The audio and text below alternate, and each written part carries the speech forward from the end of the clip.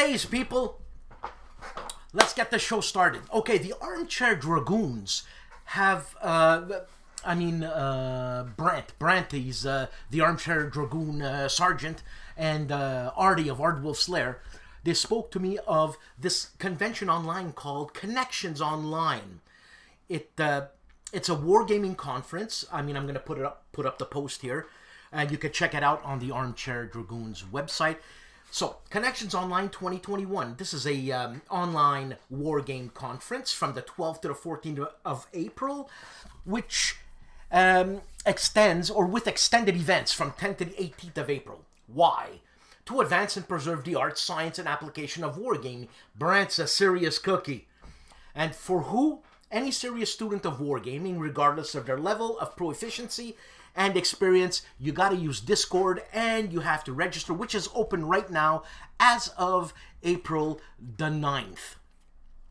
And I remember Artie telling me that it's a very serious type of online wargaming convention where one part of the military is going to be there, and I think it's going to be, look, hearsay, the military, whatever branch of the military it is, I'm assuming it's the army, are going to be, if I'm not mistaken, competing against some other war gamers, but in non-military civilian. So a soldier against a civilian. Should be interesting, man. Look, I don't talk money, but it's $5. See? I know that if I'm going to listen and I'm going to be there, I hope I know what they're talking about. Check out their event schedule. Okay, there's lots of stuff happening, and yeah, I wish I could tell you more, but I would only be yapping about stuff I don't know. What I do know is that one of my supporters, actually a lot of these supporters are really close acquaintances, and a lot of them are becoming friends. For example, I just chatted with one of my supporters on Mark. Beautiful man. We seem to be two peas in a pod with the same stories and all that. I mean, he's American, I'm Canadian. We have our inbrained minds. I'm Canadian, he's American. You know what I'm trying to say? We're different. And if you don't think we're different, we're different. Anyways, so that's the news I wanted to say. Other than that, easy peasy. Like my mom used to say, is anything new? I used to ask my mom, Ma, is anything new? She says, no. When everything's, if we have no news is good news. Bloody hell, I don't even want to talk anymore. Okay, check it out. Online convention called Connections Online. Check it out on the Armchair Dragoons website, and tell them the Dooch sent you. I was also talking to Mark about what's going to be happening soon on No Enemies Here. I contacted DVG, and they said it was a great idea.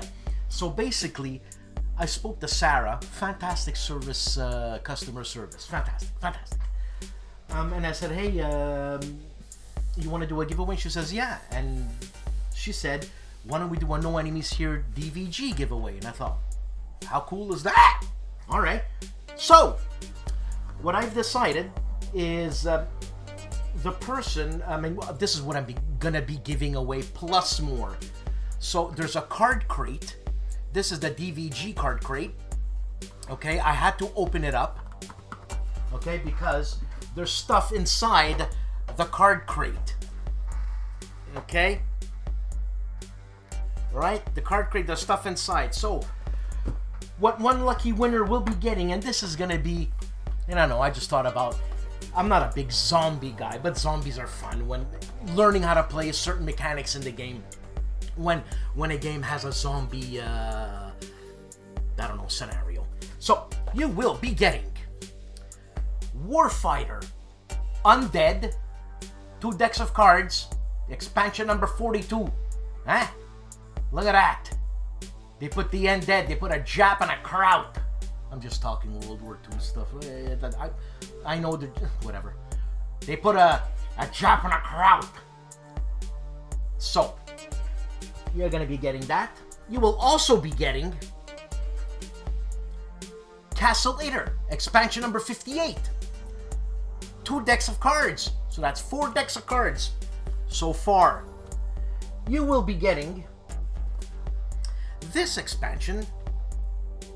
It's a World War II Z, it says here. Okay, this is an alternate history. No special rules, but it's alternate history, right? So it ain't real.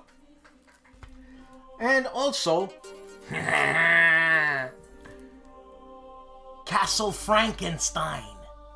I will be giving away that. And like I said, plus more. So I had to open up the box, okay? Because this is the box I'm going to be shipping it in. I'm going to wrap it nice. These expansions go in there. Plus, I'll put other personal gifts from my personal life. Like, I don't know. I'll throw in a CD in there of something.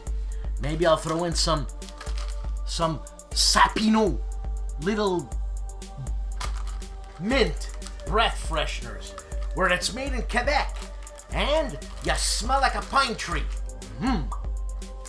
So that's that. And I spoke to Mark, and I also will be giving away a Grail game. Now you're gonna say, a Grail game. What's a Grail game, Dan? You know, it can't be that you're giving away this title because there's no way. Well, this title was gifted to me by one of my supporters, and I just thought, it's because I had mentioned this game in one of the videos, and I just thought, I'm not keeping it. I'm gonna give it away because this is an insane thing to give away. Stay tuned. I don't want to even say the game because I have no idea how I'm gonna give this away, and it's gonna be only to my subscribers. So anybody who's not subscribed will not be eligible to win this Grail game. And I'm serious. It's a serious game. You're gonna think I'm nuts that I'm giving this away. But anyways, it's fun. You know what I'm saying? So, subscribe, okay? Like this channel. You'll have a chance to win this crate box with goodies inside. The theme is gonna be monsters, war monsters. But you know what I'm saying. All the strategies, all the tactics, the same thing. Right? And the Grail game. I'm not going to be giving it away at the same time. I'm going to start with the crate box with stuff. See how many subscribers I get. Because that is the point. To sucker in more subscribers. I don't know why I only have 2,000 subscribers. I'm giving you the news. For crying out loud. Anyways. Stay tuned.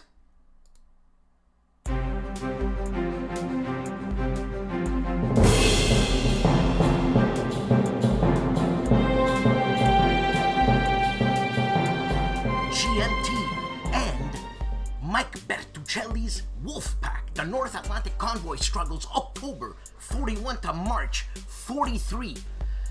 This is a 1 to 4 player solitaire team game, so basically it's a cooperative solo game. That's the way I think about it, but that's Euro talk. Let's not go into that now. So, what you get with this game is one 34 by 22-inch mounted map board, double-sided small and large convoy, 4 8.5 by 5.5 submarine player boards, double-sided type 7 and 8, I should say 9, don't know my Roman numerals, huh? Weddy weedy weechy, whatever. 240 cards, 4 counter sheets, 4 17.5, 6 and 8.5 by 11 play aids, campaign information pad, rulebook, playbook, and a 3-inch box. Complexity is medium. Solitaire suitability is super high. And speaking of Mike Bertuccelli, Tank Duel. You know, the expansion, North Africa, and Tank Duel, Tank Pack, number 1. Come on, Mike. Freaking, man. What's going on? Come on, I ordered those games a long time ago. GMP, let's go. Push it, man. Huh? It's my news. I push what I want. Space Corps Ventures, an expansion for Space Corps 2025 to 2300 AD. This is a game designed by John Butterfield. Enough said. Skies Above Britain. This is a game designed by Gina Willis and Jerry White. I am waiting for this game, and what you get with this game is lots of stuff, and they don't even say it. That's how much stuff you get. You get lots of stuff, trust me, because I got the first game. So complexity is medium and solitaire suitability is super high. Check out GMT's website for Skies Above the Reich.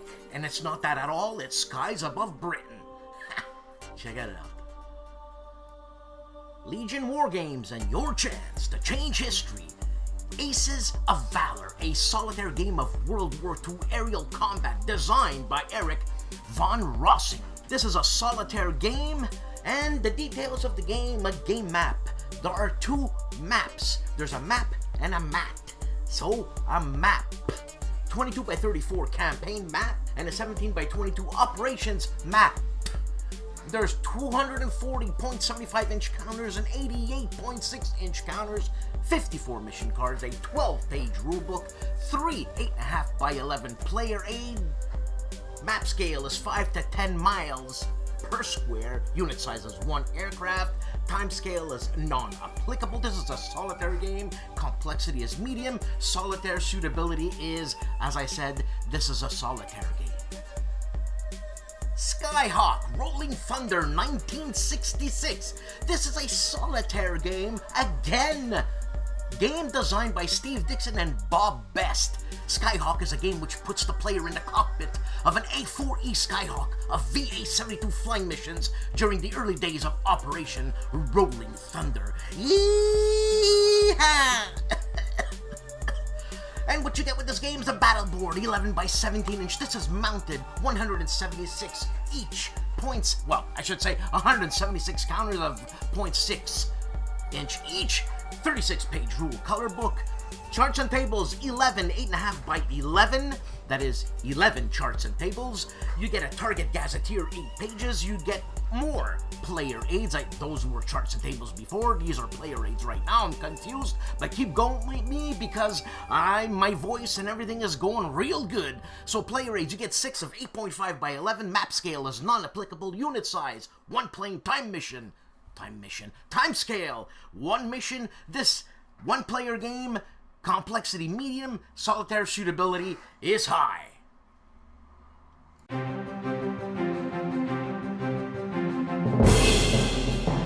Rough Swordsman Wargamer is checking out Federation's second expansion to the Space Infantry series, a game published by Lock and Load Publishing, and he also checks out a game by Jim Crone called Space Empires Replicators. If I'm not mistaken, I think this is the first expansion to Space Empires 4X. And Castle Archon is saying why you should be using Hexagram. Combat Board Games is checking out Gojira. I used to be able to read that, you know what I mean? Godzilla, check him out. I love Godzilla. What do you want from me? Actually, it's Gojira. The Discriminating Gamer checks out a game published by Eclipse called Frontier Wars. And the man famously known as Calandale, Enrico Viglino, finishes his playthrough of the mission and gives us a review of it, and then has a video called Dose of Beep, and continues a game, I should say starts a game called 1849. It's an intro, and, well, only the way Enrico can, I should say Calandale. And the man that is Seek Out and Play is checking out Ventonuovo's game Black Swan, Europe, 1939 to 1945, a game designed by Emanuela Sant'Andrea. Jose Ruiz, aka STUKAJOE, is continuing his playthrough of A Gate of Hell. Fred Serval of Homo Ludens is checking out. He's seriously checking out Rome in Italy. he contacted me and he said, check out this video, man, and for some reason I forgot, and here it is. Well, he's in Rome, and he's checking out Riccardo Mazzini, so you're gonna have him, Riccardo Mazzini, checking out some, I was gonna say artifacts, some scenarios, some stuff happening in Rome, war gaming in Italy, clubs and all that. Hey, check it out, he's in Italy, man, you know?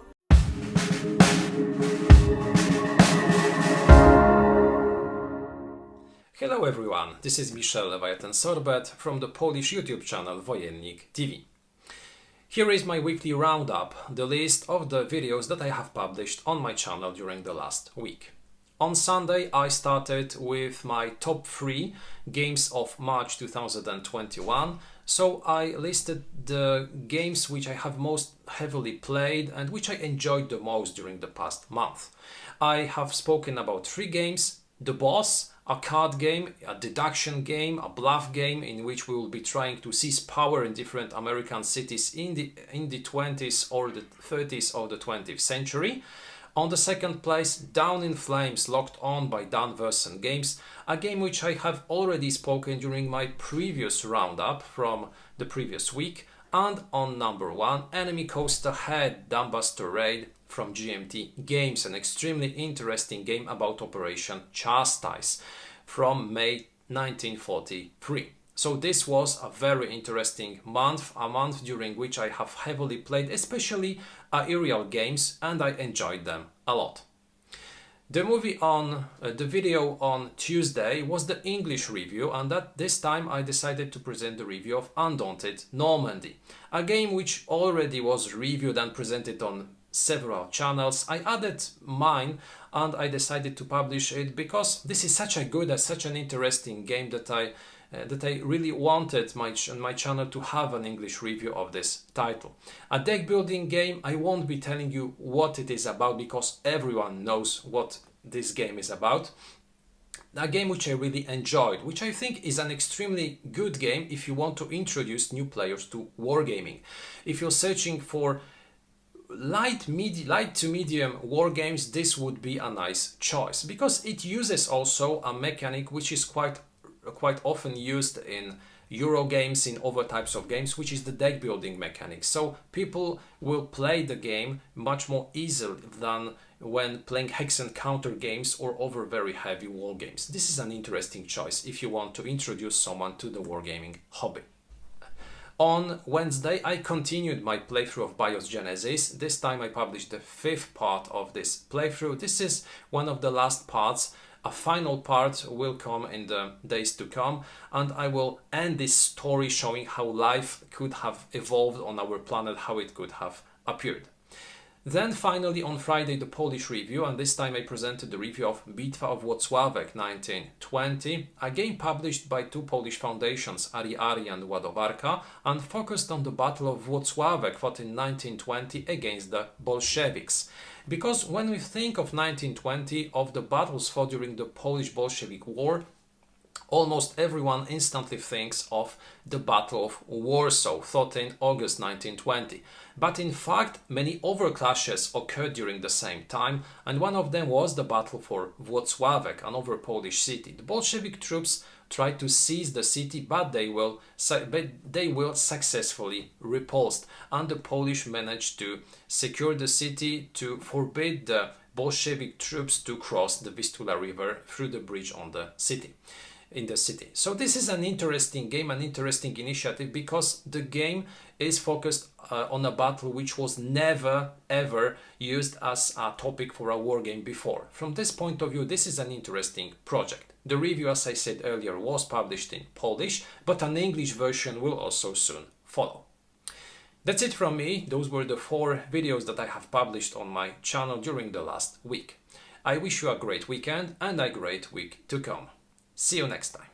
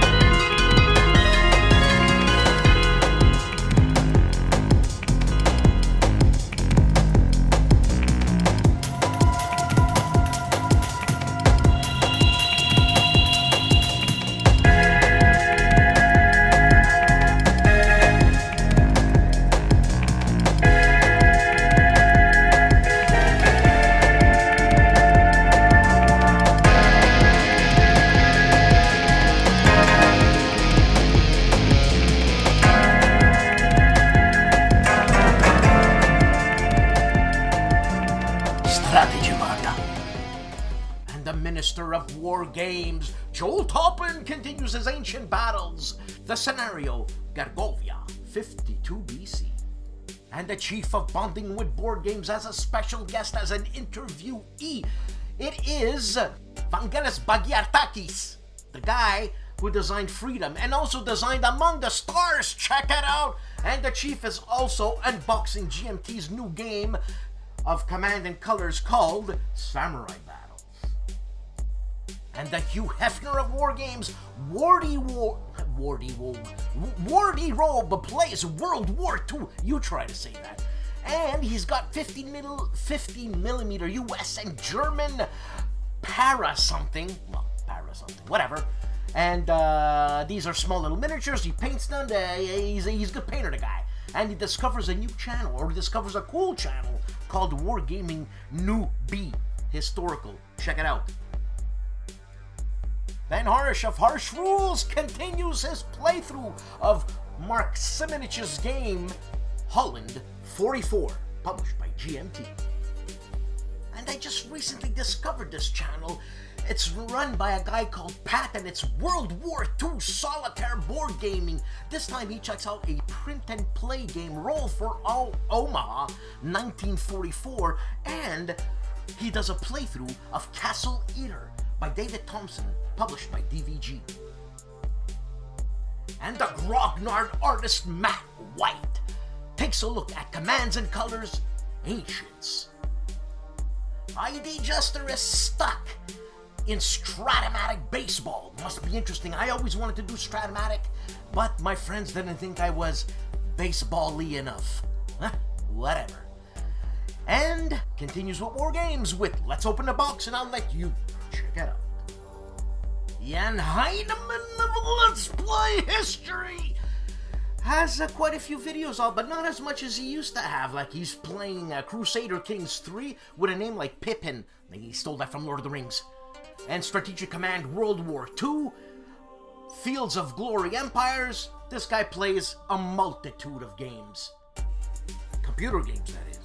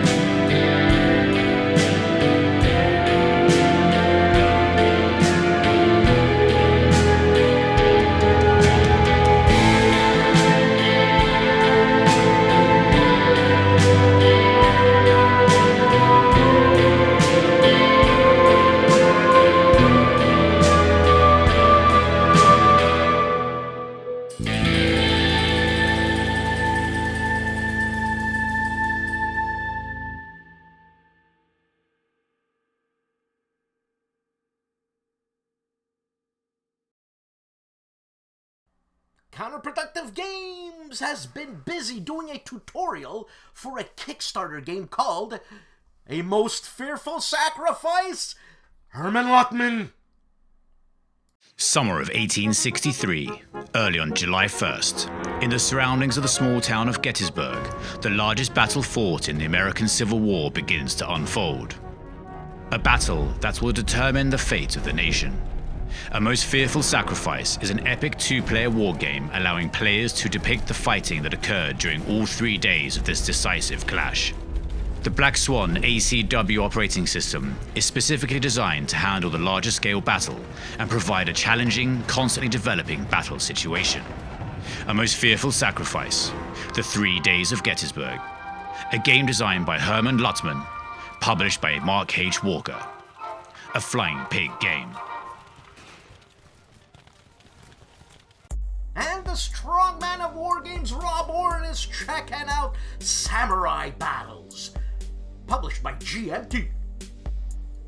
And the Player's Aid are checking out Atlantic Chase 1939-1942, a game I really want to get and I can't believe I didn't pick it up.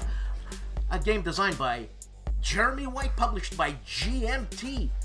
And on another video, these guys are talking about aliens. Hey guys, Dave here. Welcome to the Centurions Review, the punk rock band of wargame review institutions.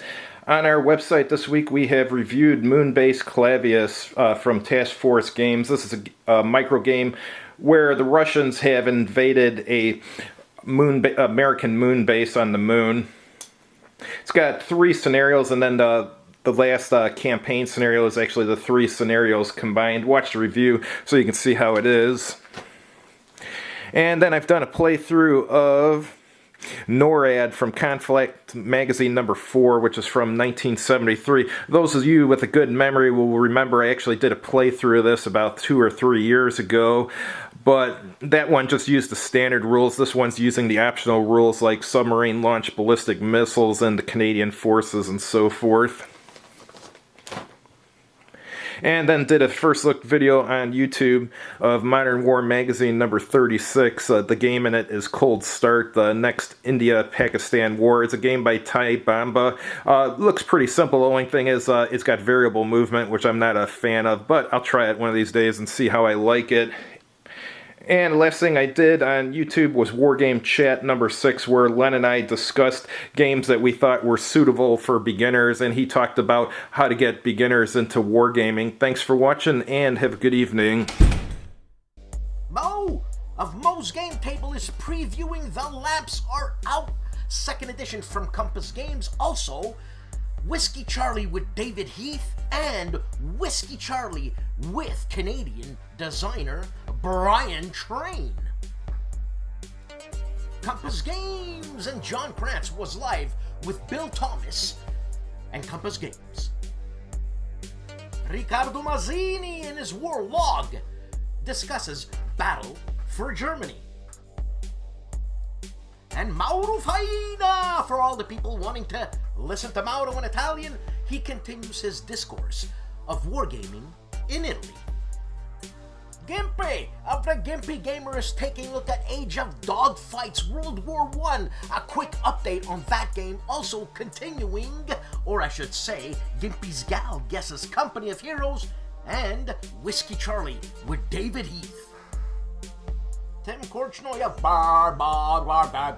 is taking a look at Bare Bones Wargaming. Actually, he's taking a look at the 30 Years' War, Europe in Agony, 1618 to 1648, a game published by, you got it, GMT. Jim Ozarski, Grognard 2020. Congratulations, Jim. Jim is playing the battle for Bachel, for Blücher. Hey, that's what it is, man. The battle of Bachel for Blücher. Hey, look, what can I say?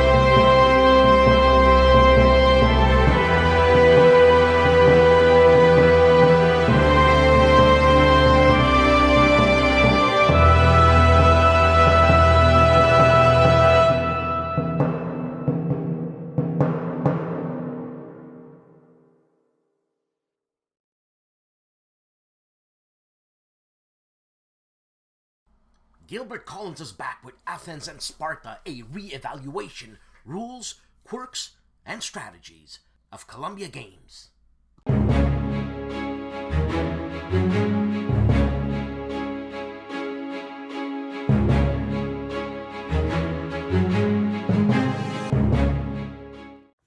Hello all, today Kilroy goes off the shelf on going solo. Now, due to the nature of our hobby, some of us play solo sometimes, most of the time, all the time. And I know Stigler just did a piece not too long ago about the evils of solitaire play. Actually, it was more about the positives of playing opposed or why you want to play opposed.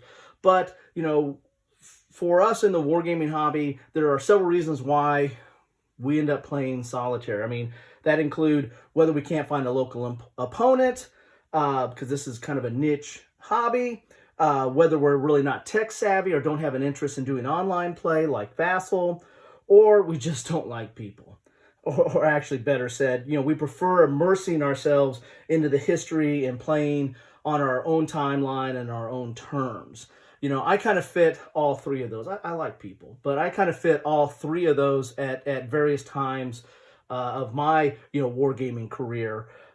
So what has the hobby done for us? Well, there are solitaire, you know, focus games that are really made to be played solitaire, and they have built-in AI or bots that really focus on that. But what I'm going to focus on today are like solo supplements, solo assistants. And, you know, as part of that, there's an article in the C3I magazine, number 32, from Mark Herman that talks about bots. And it talks about, you know, his development of some solo assistants. And here's his bibliography of some of the solo bots or assistants that he's come up with over time. But that's going to be kind of my focus today is, you know, games that have, you know, focused on, you know, it's a two-player game, but they focused on coming up with a solo assistant. First one I'm looking at here is Solo Assistant for Nations at War and World at War 85. These two games right here. You know, these are opposed games, you know, two-player games that you can play, very tactical. But this is a solo assist that you can get separately that deals with having cards that kind of create what are the commands for your opponent. You know, what would your component do? And it's situational, and there's rules in here that talk about, you know, how to use these cards and what is the situations, and you have the behaviors that they try to, that they're going to try to model based on certain conditions. And so you're going to have cards being basically the bot or the AI in that situation.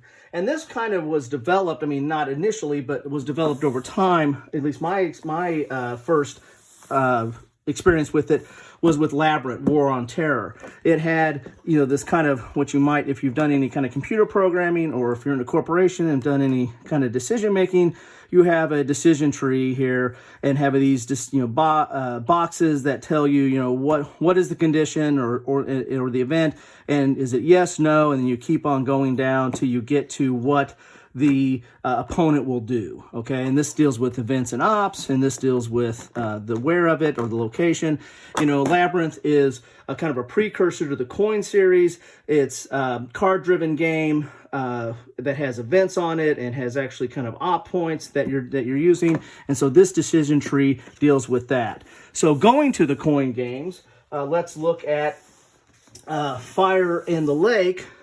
Now, all the Coin games you kind of have this, well, all except for some of the new ones, have this decision tree type situation. So in the Coin series, you have, you know, the condition, and then yes, no, and then it'll tell you which one of the things that you're going to use. I mean, there's different options that each player can use depending on whether you're playing in this case, this is the Vietnam War, so the VC, the ARVN, the US, or the NVA, and you know, whether they're going to attack, use terror or rally, or whether they're going to use one of their special abilities based on these conditions. So you have a decision tree.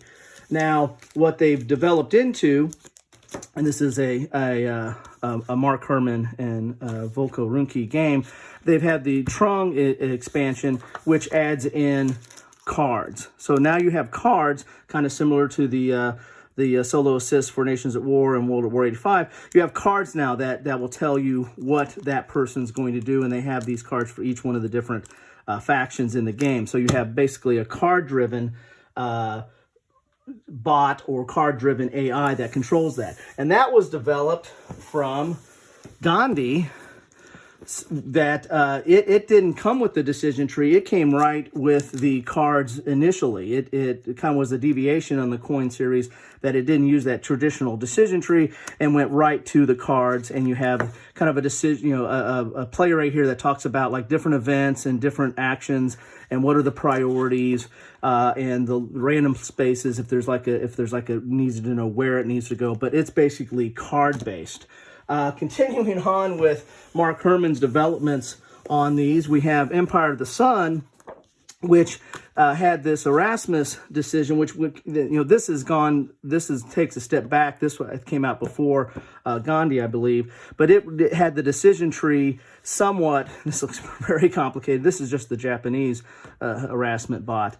But this kind of is modeled a little bit off of the coin series where you have the decision tree talking about different conditions and then what it's going to do. Like in this case, what are the Japanese going to do? And here's the bot for the Allies and what they're going to do over time, depending on what the condition is. This is a little bit more complicated. It doesn't really flow as easy as the coin series, but of course the coin series has very limited number of options. Each side has like 4 main actions and then has 4 special actions. This, in a game like Empire of the Sun, which is very, very deep operational in the Pacific War, there's a lot of different options, a lot of different decisions, and a lot of conditions that they're trying to address here. And so you have a whole rule book on just the harassment system that's about 12 pages here, and it calls it the card-driven solitaire system.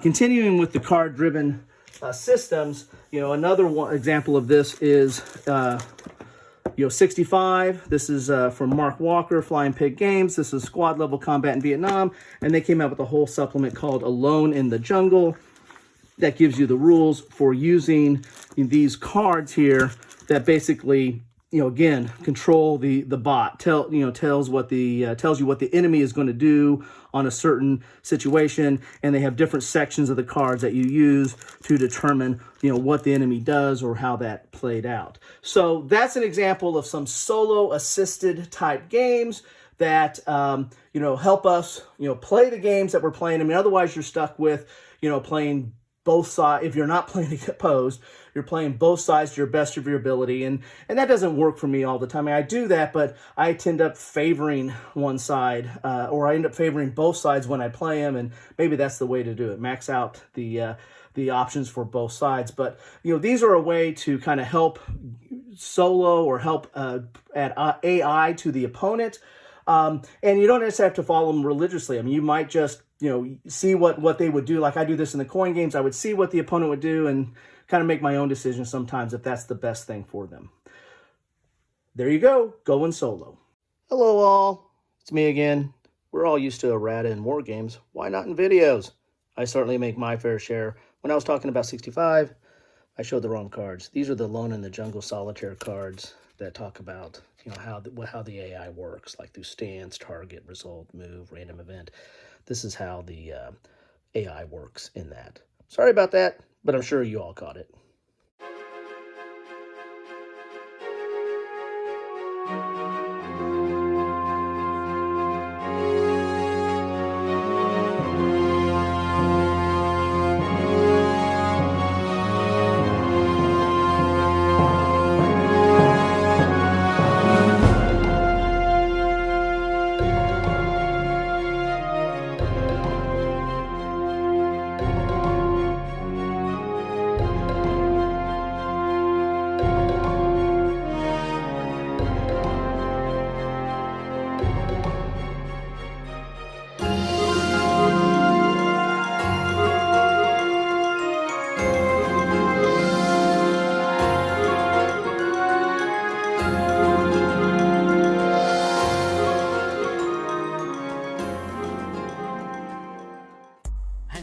versus Sun finishes off scenario 28 of Combat Commander and starts off scenario 25, Fields of Fire. Mark Walker talks about his upcoming game, and there are tutorials on a most fearful sacrifice. Herman Lutman, ladies and gentlemen. Marco Omnigamer is checking out GMT's new release of Command & Colors, Samurai Battles.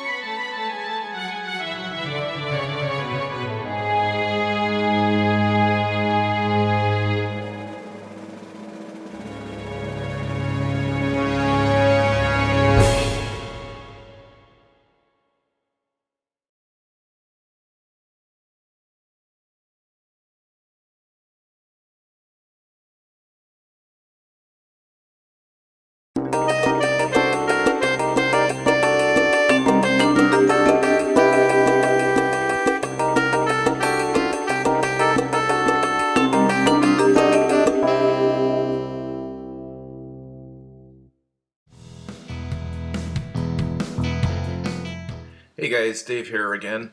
Just wanted to show you some of the games that I'm selling on my website. These are all used games. First one is SPI Sorcerer. It's unpunched and has a little bit of shelfware, going for $39.99 plus $14 shipping. Shipping prices are within the US. I warn you, international shipping from the United States is very expensive, so if you're international, you can contact me and I'll give you a quote, but I want to warn you in advance, U.S. Post Office is very expensive international shipping. Alright, next one I'm selling is The Fall of France from Shoots Games. This one's partially punched but unplayed. That's $14.99 plus 6 shipping.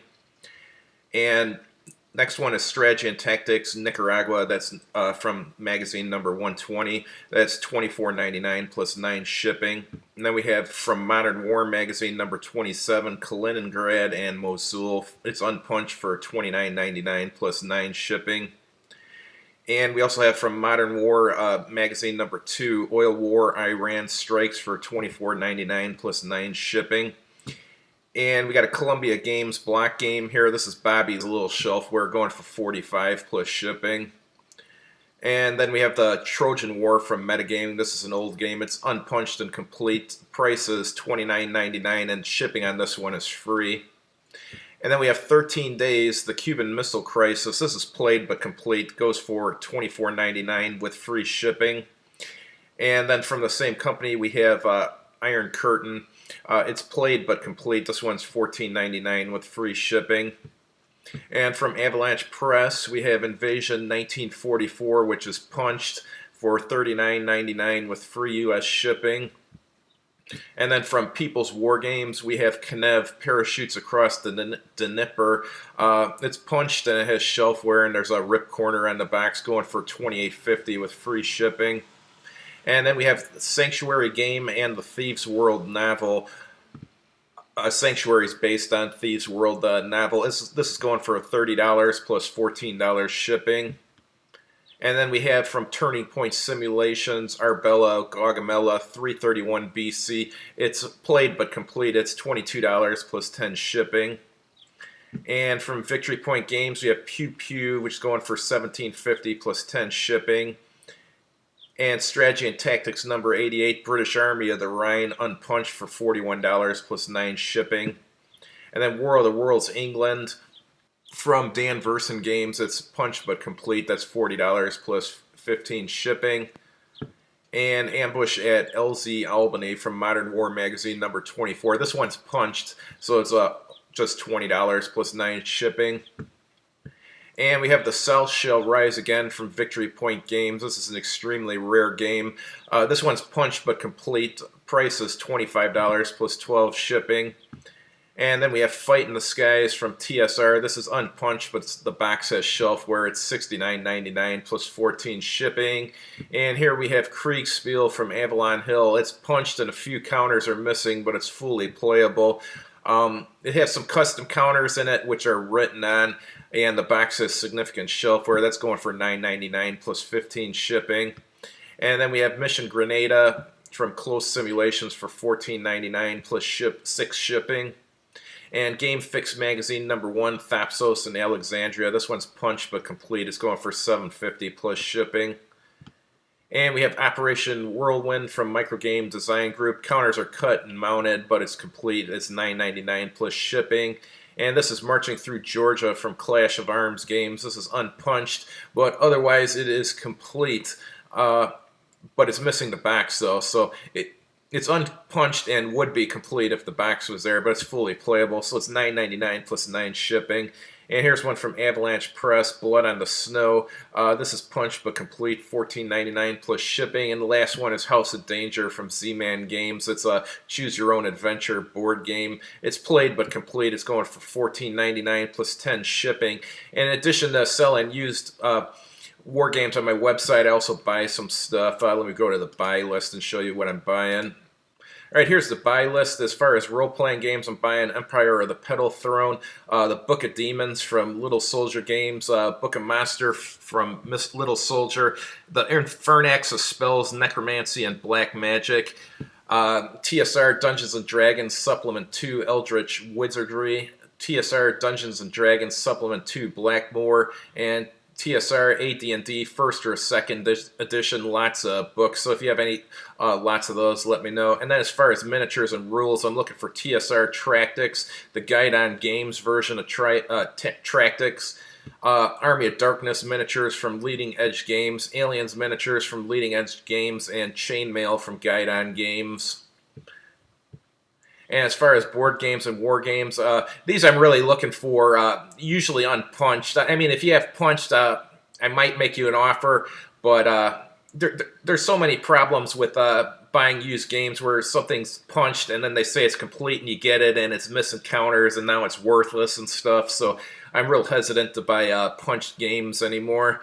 Alright, so Aliens, the board game from Leading Edge Games, Aliens, the board game expansion from Leading Edge Games, Bug-Eyed Monsters from West End Games, Teen Yankee from GDW, Ares Magazine #6, Voyage of the BSM Pandora, Task Force Games, Fourth Reich, SPI Time Tripper, Encounters from Mayfair Games, and ICBM from Mayfair Games. So if you have any of those, send me a message, and if I'm interested, I'll make you an offer.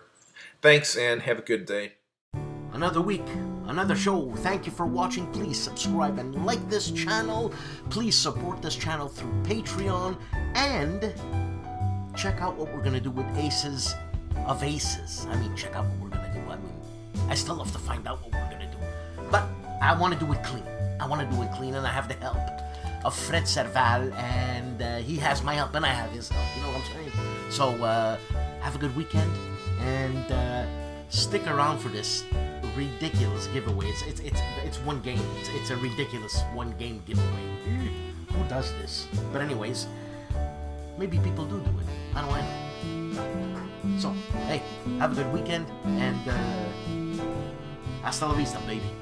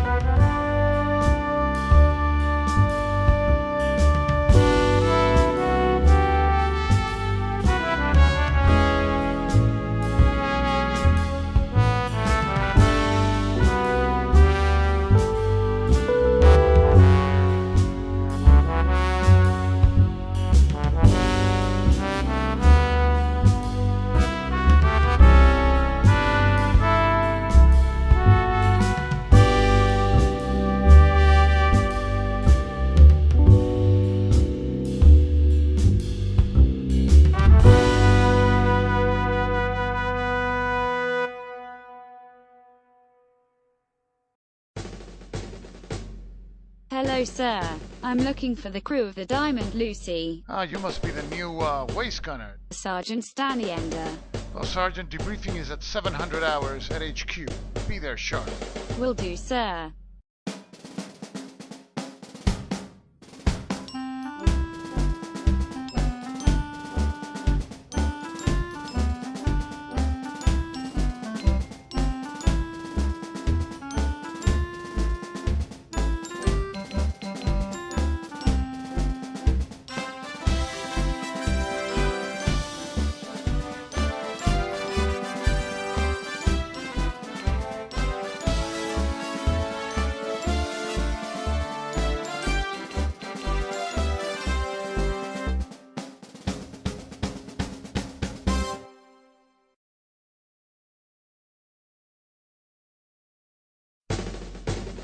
Please come in.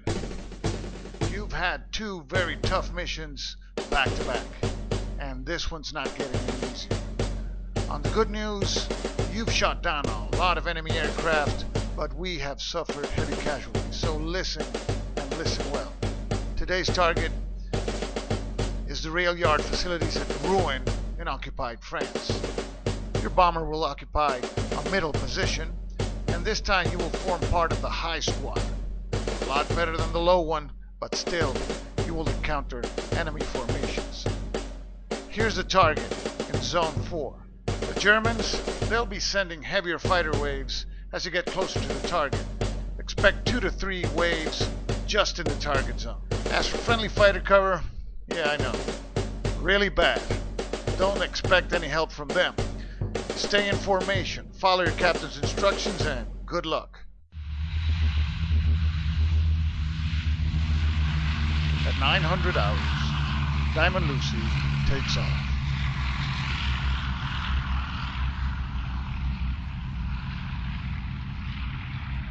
Our crew, after 2 very tough missions, knows that this one is not a piece of cake.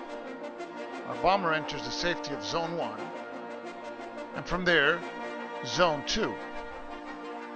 Fighter cover is fair. The Germans send no waves to intercept.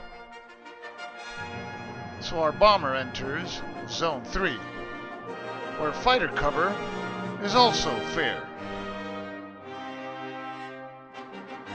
The Germans this time send 1 wave to intercept our bomber formation. The wave makes contact.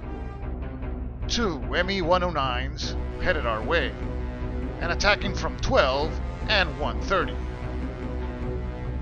Our fair fighter cover manages to pull both bandits away.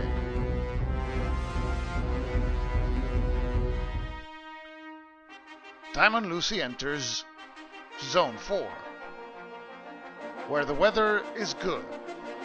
Fighter cover now, in the bombing zone and where things matter most, is poor.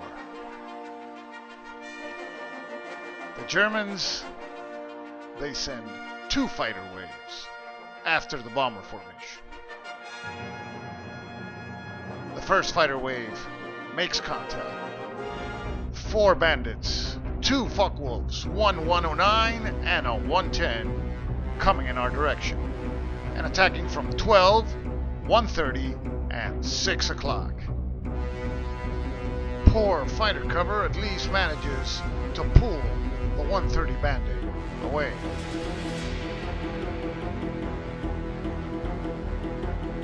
Our crew prepares. They know the drill and know that they have to finish the job. Gunners Toppin and Snowman fire at the 12 o'clock high bandit, but they both miss. The ball gunner Alex Berry fires at the low bandit, but he also misses. Tail gunner Charles Cab fires at the 6 o'clock 110 and hits. And the 110 blows up into 1,000 pieces. The 12 o'clock low bandit moves in for the attack, but misses and leaves. remaining 190 is piloted by a green German pilot, Hans Schulz. He closes in and fires. But he misses and leaves the action. Having survived an initial wave, our crew has to prepare for the next one. The second wave makes contact. A 109 and a 110 approaching our bomber from 1:30 and 3 o'clock. Poor fighter cover does what it normally does, nothing. So our crew prepares once again for a round of combat. First to fire is Lieutenant Hayakawa at the 130 Bandit. But she misses. Next, ball gunner Barry and waist gunners Tenienda fire at the 3 o'clock Bandit. But they miss and the Bandit swoops in for the attack. Lieutenant Hayakawa is hit and she has a serious wound. Snowman is also hit and he is seriously wounded. The tail section of the plane is also hit, causing some damage to the oxygen supply. The Bandit flies across and will come back for another pass. But first, the 130 Bandit closes in for the attack. But he misses, flying across where the tail gunner awaits him. But he misses and the Bandit leaves for good. The 109 returns, this time from 12 o'clock level. Poor fighter cover does nothing, and our crew, with 2 seriously wounded gunners, prepares to face the Bandit. The bombardier Joel Toppin fires away and hits and destroys the 109, plunging to the earth in a ball of fire. Toppin saves the day with his first kill. Our bomber flies over the target, and the flak gunners are out for lunch. No flak. The bomb run is on target, and the bombardier Joel Toppin sets his sights and releases the bombs. 30% fall on target. A successful bomb run. Our bomber turns around and heads back for home. Fighter cover remains poor. The Germans send this time 3 fighter waves to intercept, and the first one makes contact very soon. 3 Focke-Wulfs approaching our bomber, and it's a frontal assault from 10:30, 12, and 1:30. Our tired crew has no choice but to face the music, and they prepare once again for combat. Joel Toppin fires away, but he misses. Waist gunner Tenienda fires at the 130 Bandit, but she also misses. Waist gunner Schmidtkins fires away at the 1030 Bandit, but he too misses. At the controls of the 130 Bandit, green pilot Franz Schulz. He closes in and fires. He misses and leaves for home. The 1030 Bandit closes in for the kill.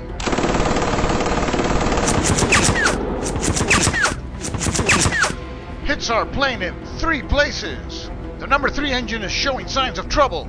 Fortunately, the captain manages to feather the propeller, but the engine is out of commission.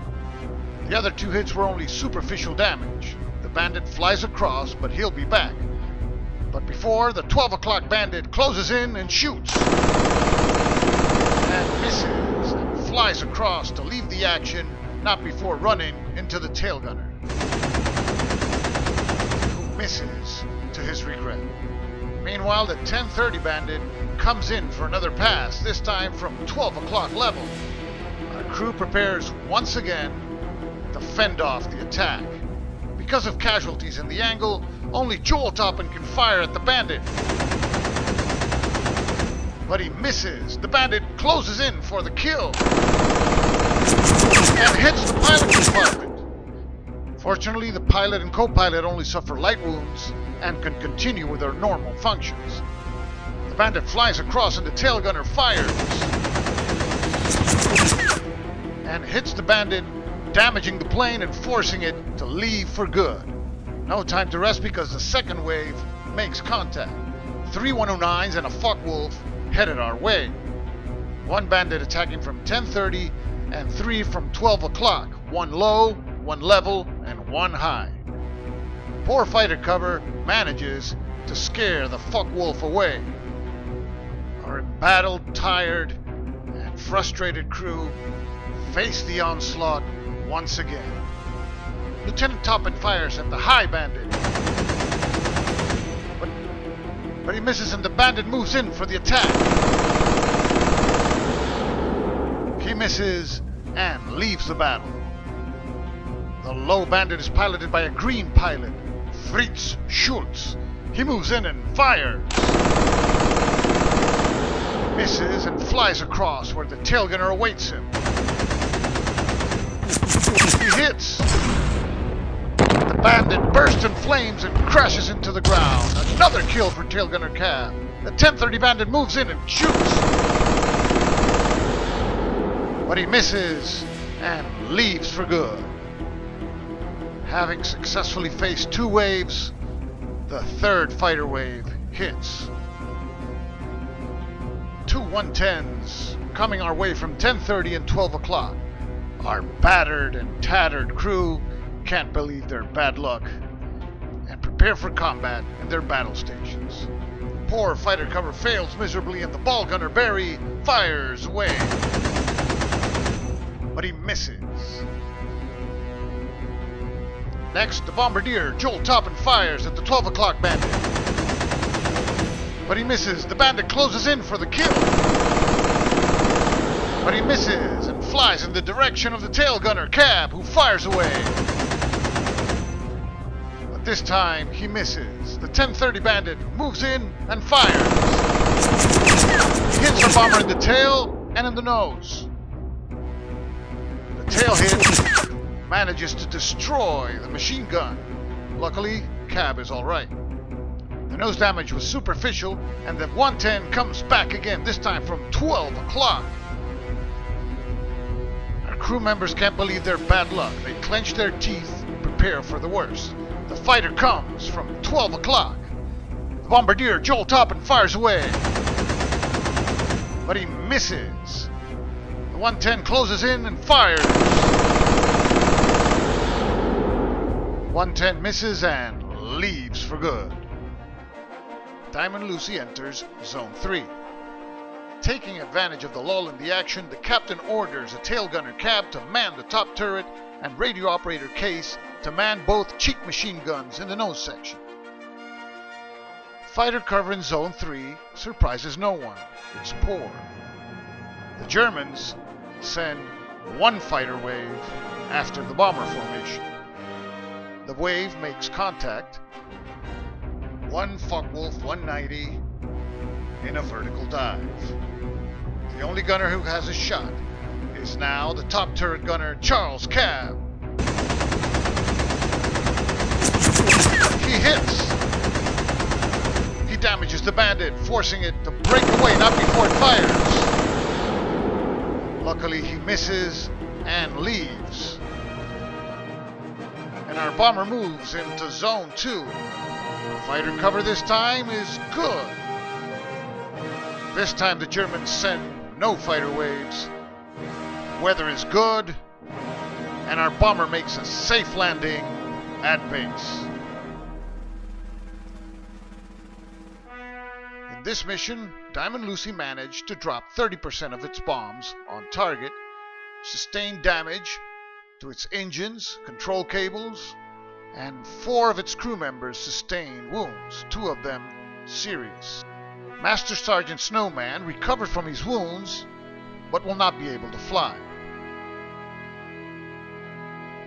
Lieutenant Hayakawa also recovered from her wounds, but her flying days are also over. Both Captain Collins and Lieutenant Reed recovered from their wounds, and the mission was a victory.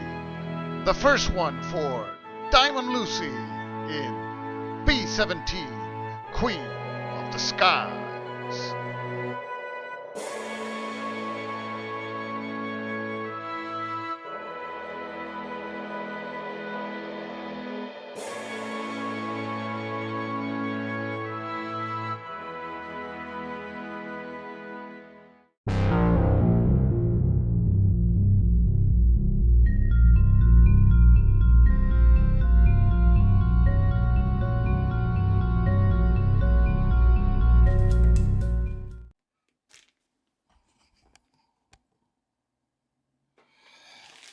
Hey people, welcome to the Collector's Corner.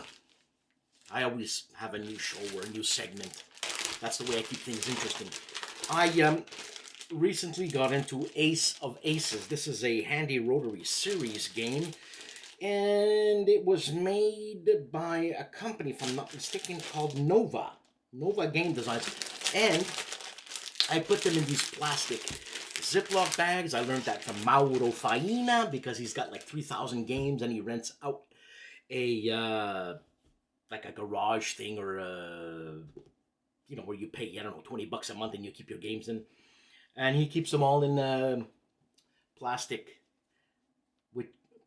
envelopes, which is a great thing because at the price that I paid this, I think I paid, my God, close to like 60-70 bucks for this, but it's in decent condition. This, I think, is the first of the Ace of Aces, and what you get with this is two books like this, all right, a German and an ally, and you get a small tiny rule book. The game is very easy. You start on page, I think it's 270. And it's almost self-explanatory once you learn how to play this game. A lot of fun. Very easy. Doesn't take that much time. Great beer and pretzel game. So basically this is a, I don't know, it's almost like a choose your own adventure, but it's choose your own path. So basically you choose, let's say, one picture, this picture over here, and you have a graph underneath here, and it tells you the choices you have: slow, no power dive, cruising, and fast, no climb. You see everything. Well, I mean, if you can see it here. Let's see here. Sorry, I gotta get used to this camera angle and stuff. So you choose where you want to go in conjunction to the picture that you're looking at. That's your enemy in front. You're sitting in the cockpit. So he's going, let's say, right of you. In this picture here, he's going right of you. So what do you want to do? You want to pull a right? You want to do a barrel roll? Whatever. And you have tons of pictures of what you can do. And when you choose your page to tell your opponent where to go, he's going to see where you've been, type thing, and he chooses his move. And sometimes what happens, and I turn to the right page, is a move you choose has machine guns. Like this one, like this one over here. So that means you just took a shot at your opponent. So you roll a die, and I think it's six hits they're allowed, and then they're going down. Lots of fun. Being a collector, you got the FOMO disease, fear of missing out. Plus, I ask everybody, man, you got games to sell, this and this and that. Hopefully I have the budget and I get it off them. I try to deal them because some of these games are expensive, and sometimes you get 10-15 bucks off, which pays for shipping. or helps to pay for shipping if it comes from the States because it's $1,000,000. But anyways, so this is Ace of Aces, World War I Air Combat. Handy rotary series, as I showed you here. Here is the side of the box. Here is the back of the box. Okay, and it's a sleeve. Love it, love it. You know, I wouldn't mind doing a playthrough of something like this, but I need an opponent. But anyways, so, and like I said, being a collectioner, you become some sort of a insane completionist. So I had to get this one. Again, Ziploc bags. Keep your game in Ziploc bags. I live in a place where it floods, so yeah. Again, this one I think I paid $50 for this. Not in the best shape, you know. So this is another Powerhouse series. I think this is number 2. This adds maybe a few more rules, some complexity, some different moves. Same thing here. You get 2 books. As I said, it's a sleeve. You get 2 books. Germans and the Allies. Different moves. And let's see here. Pictures are the same because as we get in the series, older series, the pictures change. And I'll show you. So yeah, good condition books, $50. Papir. Again, rules, very simple.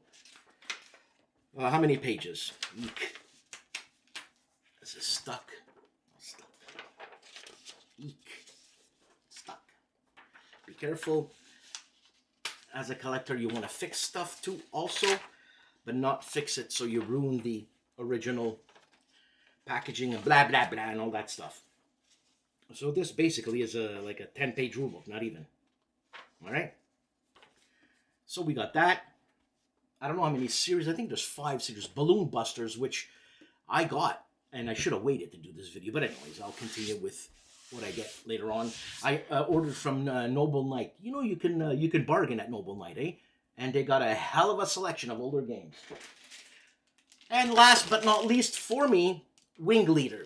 They say this is not the greatest expansion, because the first game by Richard Berg, it was not criticized, it was critiqued by Richard Berg, and he just loved it. Berg, not Borg, Richard Berg. Grognard. You know, a Grognard. A Grognard's a Grognard, but a grumpy Grognard's a Gawk. Grumpy old Grognard. GOC, a Gawk. A lot of them. Grog, but it Gawks. So, look, I think I paid 50 beans for that. Box is indented in here. It's okay. I'm going to place it this way so it weighs down the box and kind of flattens it out a bit. All right? So this is Wing Leader World War II Air Combat game for 2 players ages 10 and up. All right. So let's see what I got here. See what I mean by the box is messed up. I don't know if you can see it, but you can surely see it here. Sabomb. And I like that. Rules different, so they changed their style. Okay, so the rules are different. Different font. Still, you need a microscope to read these rules. Trust me, after 40, you need a microscope. Sometimes you might need a microscope. Okay, so, again, 12 page rules. And here they added, like, plane sheets, or what planes you're gonna, because here you have a choice to choose what planes you want. So, a Tempest 5, look at that, huh? ME109, you can even choose that. And here are you keep stats of your hits and or your damages. Well, actually, this is just a table of a CRT table. That's what I'm saying, because I'm reading as I'm going along here. And oh, there's 2 Look at that. So this is the FW190. What do they call this? Is that the Fritz? No, it's a Wolf. It's not a Fritz. Anyways, so you got a Tony, a Japan, a Zeke, Zero, Corsair, Mustang. That's what's different. So they added a level of, not complexity, but a level of play. And different. Hey, shiny, very good condition, very good condition. And as you see, this is World War II, man. So the pictures have changed. This is your Allied. So it's not World War I anymore. So you're in a, whatever, Corsair or a P-57, a P-51. And here's the Axis. Probably in a Fritz or something. Right? I could play this with Uva. Italian against German. That doesn't happen. We were friends. Anyways, so that's that. Let me show you the back of the box if I haven't already. So I think I paid this about 50 beans plus shipping. And this is great. Like I was said, I emailed Roger B. McGowan. Nice guy. And I said, Roger, why don't we start a virtual war game museum somehow? You take pictures of everything and make it legit. I know BGG has files and all that, but if we can, I don't know. It's another idea that I had that I should just shut up and go to sleep. Maybe it'll go away. Having a virtual museum where you look at the whole game. This is whatever, wing leader, and this is what you get in the game, and, page by page, but this would be a hell of a undertaking to do page by page in a virtual museum, but we don't have to do page by page. Anyways, that's what I'm trying to say. So, guys, this was the collector's corner, and have a good week.